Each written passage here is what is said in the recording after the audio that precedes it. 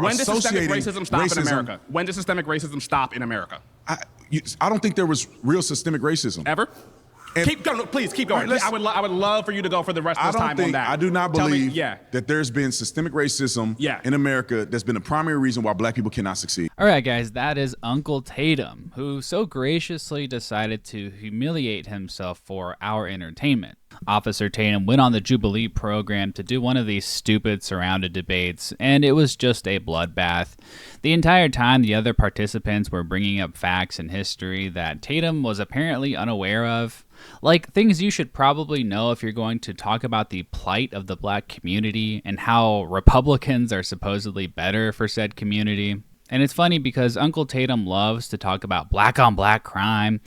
And, you know, this debate was a great example of that, but brain-wise. I'm going to go through a few examples of the other participants taking Uncle Tatum to school. Then I want to point out one of the contradictions in Tatum's main argument that he doesn't seem to be aware of. So in this first clip, one of the debaters has to educate Officer Tatum on the distinction between slavery as practiced around the world and chattel slavery in the United States, and how there was a racial justification for chattel slavery that Uncle Tatum apparently didn't know about. The point being is that this system was literally created to disenfranchise black people. Specifically, it's the structuring maintenance of a hierarchy which continues to actually create a free and cheap labor class, chattel slavery. Prior to chattel slavery, there were slaves, but they weren't based off of race. After the creation of race, they engaged in chattel slavery to actually create this free and cheap labor class. Now, But I don't think it was primarily to disenfranchise black people. It literally was. Race has never, slavery was never about race.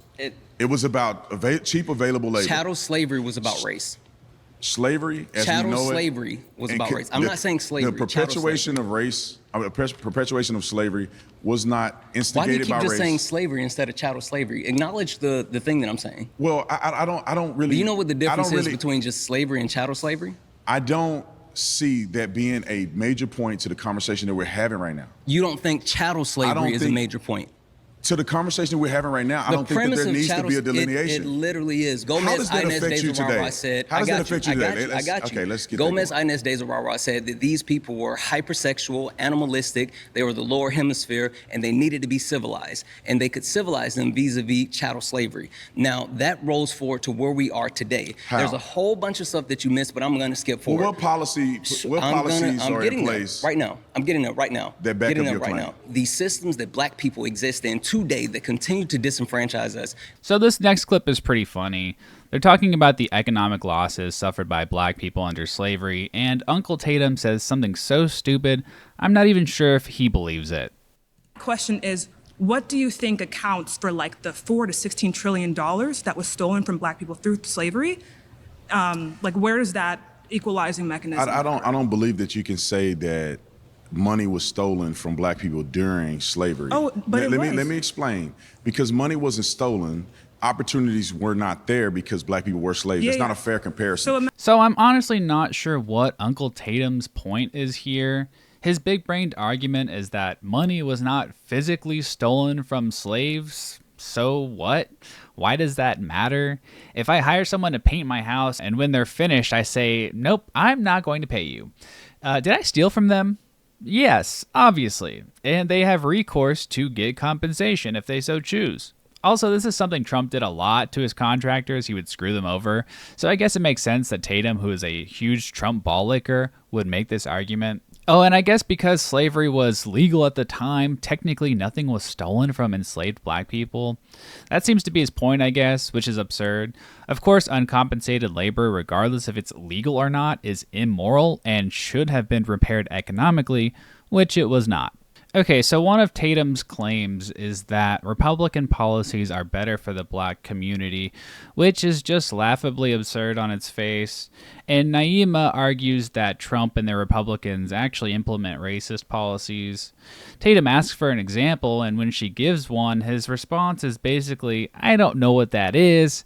Also, I know Trump personally, and he's nice to me, a black, so he can't be racist. Personal belief is that the Democrats are fundamentally kind of apathetic to the needs of black people, while Republicans are openly antagonizing the black community. Give me an example. So, I mean, so an What policy example. position is negative towards black people that Republicans implement? Trump this year intentionally got rid of the disparate impact analysis. So what the disparate impact analysis does is that it analyzes laws that were made neutrally, policies that were intended to be neutral, to make sure that there were not any racial disparities as an effect of that policy, right? Accidentally. So Trump has removed the protection for the disparate impact analysis. So we don't know if the policies that we're enacting are disproportionately hurting the black community or not. That doesn't make any sense. Any policy. It doesn't make any sense. I agree. No, what It's a you're bad saying idea. does not make any sense because the policies that are implemented, Yes. the majority of the ones that are in Congress are agreed upon by the House and the Senate,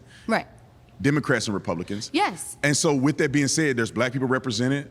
There's Yes. all kind of Well, people that's the represented point. in creating our laws and I know, but policies. that's the point. So But what are you not saying that they're everything- not considering But whether or here's- not it has a desperate effect on So the black here's the community? thing. When you create a policy, obviously you are creating it in good faith. But we do not know always how that policy is going to affect the Give me an population. example of a Can policy. I finish talking? Give me an please? example of policy. But I'm 'Cause trying to explain to I'm running you. out of time. So the point of the disparate analysis report is to check to make sure that the laws that we implement in good faith don't end up hurting the black community by accident. Why would you get rid of that? Why do you think he got rid of it, Because according to he's you? racist. To say that Donald Trump is racist is the craziest thing I've heard. Donald Trump. Have you, oh have my you, God. have Friend. you ever met Donald Trump personally? No.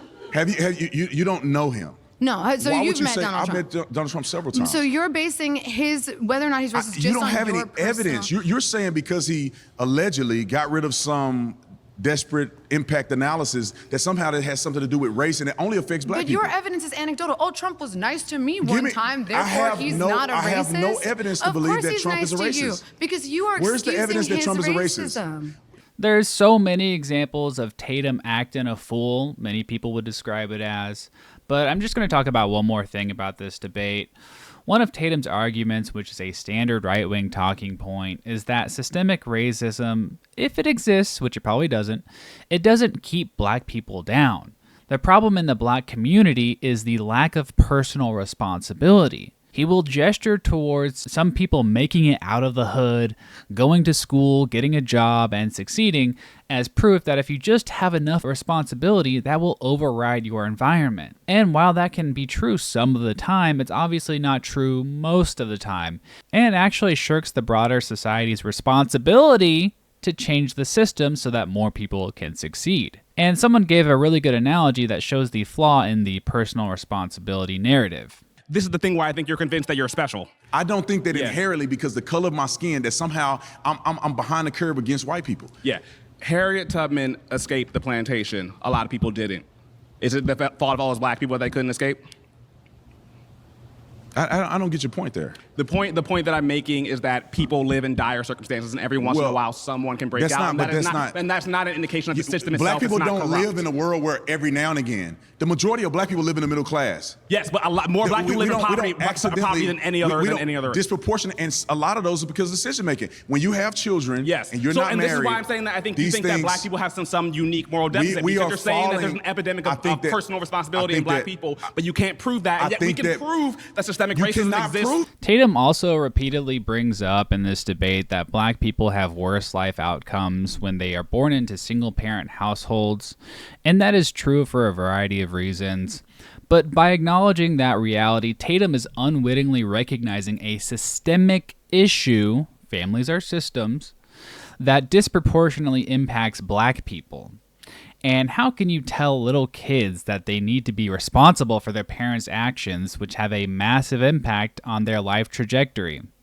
On the one hand, he recognizes the environmental impact on black kids when it comes to the household, but when it comes to employment, housing, banking, education, basically everything else, well, just bootstrap your way through all that, I guess.